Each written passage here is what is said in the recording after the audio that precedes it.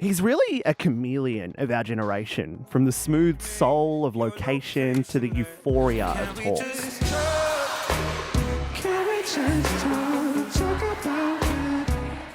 After taking a step back to breathe, Khalid's finally found that spark again, the spark that started it all. This is Khalid, the artist that turned teenage emotions into anthems. And now at 27 is in his it, why not era. You know what? That is exactly what I said. This album is a fuck it, why not album. Yes.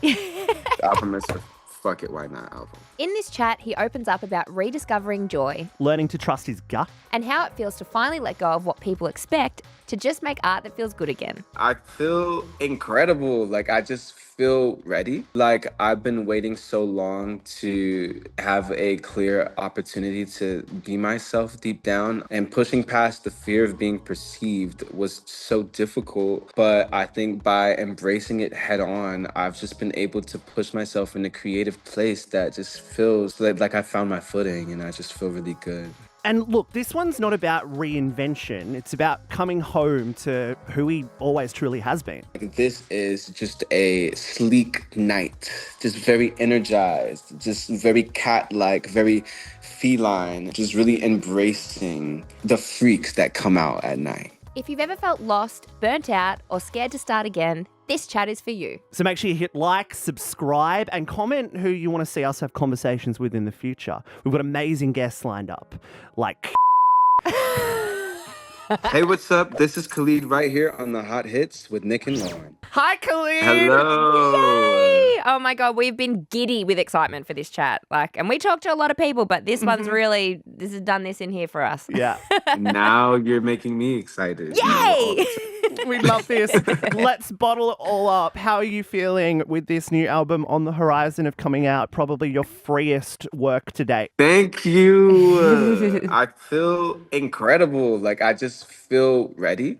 Like, I just feel like I've been waiting so long to have a clear opportunity to be myself deep down. And pushing past the fear of being perceived was so difficult. But I think by embracing it head on, I've just been able to push myself in a creative place that just feels just like I found my footing, and I just feel really good. Yeah. We had a little chance, we had a bit of a listening party with Sony a few weeks ago, a while ago, like before it was out, and there was a few different artists, but as soon as your song was playing, we were like, oh my God. Well, it was like me, Sean, who you met before, and Nick, we were just like, this is it. It was so good. It brought us all immediate joy. We're like, here he is. Here he is. Oh, thank you.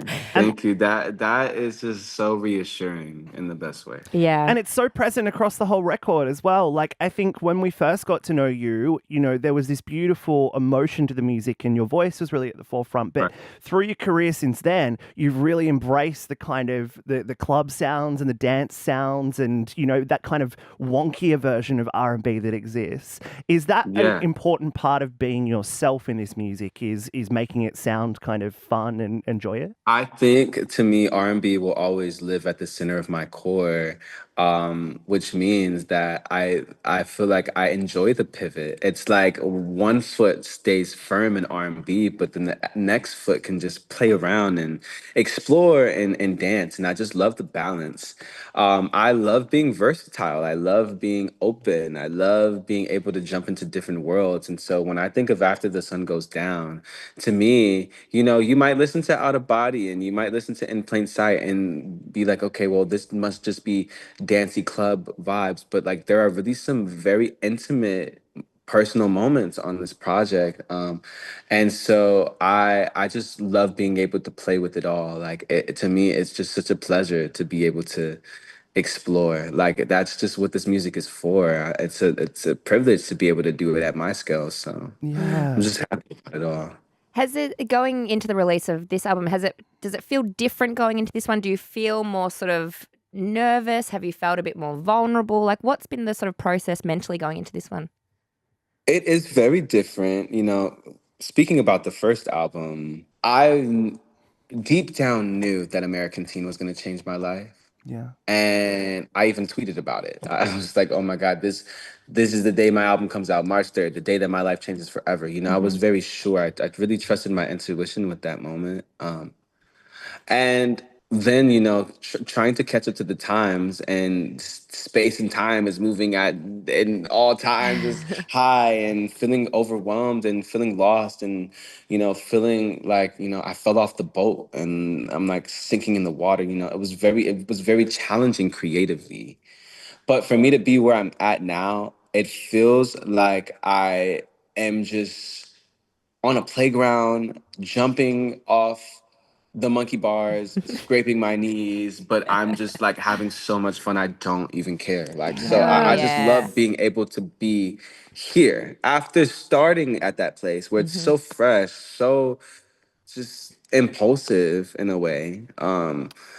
I just love being back there. Yeah. Yeah. Let's talk about that impulsivity for a second, because that's definitely what this feels like. I imagine the rooms that you made this record in and the people that you made it with were a really key part of that. What went into choosing the kind of environments you wanted to make this music in that felt so free?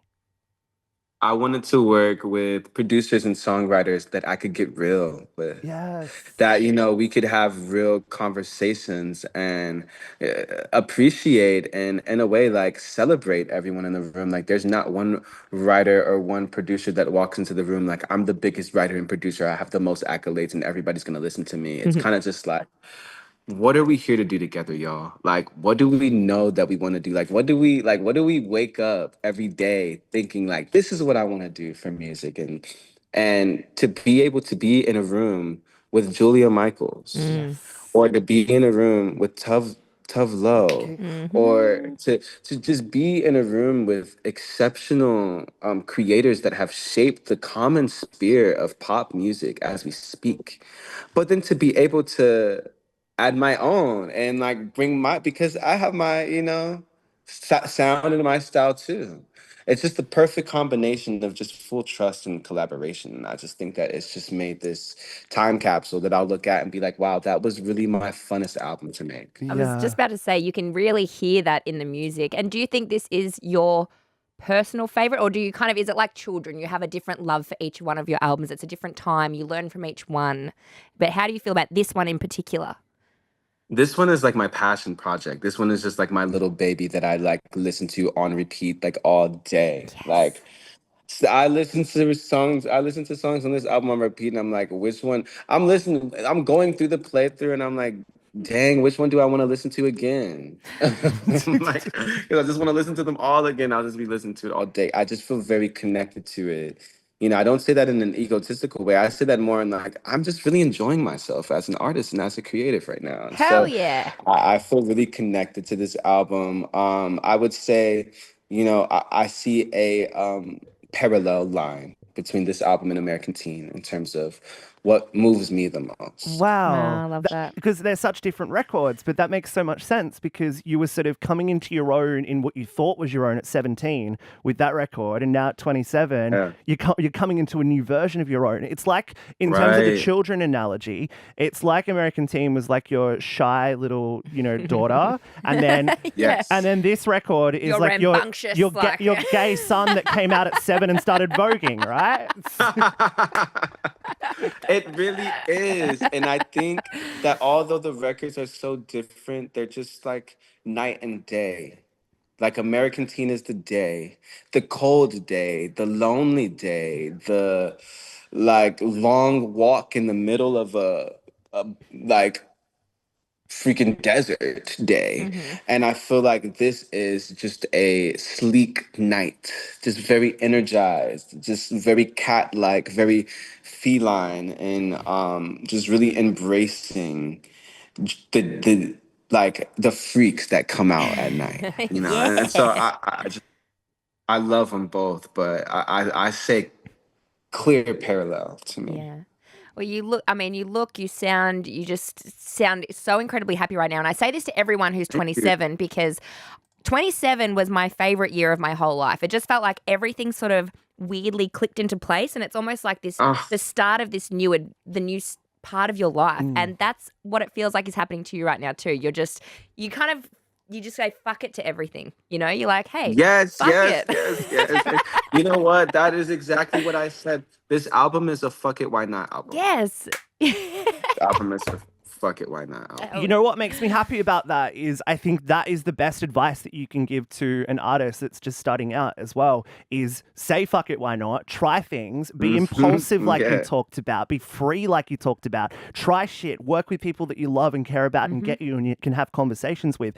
Is that what you hope like other artists take away from this record? Because it's definitely what I did. I wanted to create this album like because I feel like, my previous music has definitely been modest, but like I feel like there's a lot of people who come up to me. I mean, because we're in a new generation since I started, right? Who come up to me like, I'm really inspired by this album. I wanted to make that again for the next generation of artists that come up, and I wanted them to listen to the album and say, I'm really inspired by this album. I wanted to show people the risks that you could take, and just also how broad you can be as a creative and as an artist when you are relentlessly fearless. And so I really do hope that this inspires people because I want to hear more music like this too. Relentless fearlessness is exactly how I feel listening to this and exactly how I feel talking to you today. And that's a really special place to be. Before we let you go, Mr. Khalid, we have to share with you one of your songs brought us one of our favourite openers that we use on the show here. So we've kind of done a little bit of a remix and it might get stuck in your head, but it's something that we play for a segment called Can We Just Stop? And it's when basically it's when you get really pissed off with something. It's like, can we just stop fucking taking up the freaking footpath, that kind of shit. And we have the opener here for you to hear, and we hope you remember it forever so that you always think of us too. Hopefully it comes through okay on Zoom. Here it comes. Can we just stop? For the love of God! Can we just stop with all this bullshit? Stop it. Thoughts? Love. Yeah. Appropriate use of copyrighted content? Yeah. Love.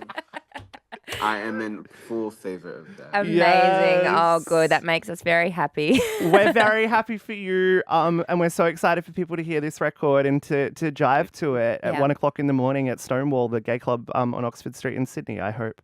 Please do. Oh, yeah. I'll be requesting it, girl. Don't you worry. Khalid, the record's beautiful. You're beautiful. Thank you so much for coming on our little radio show.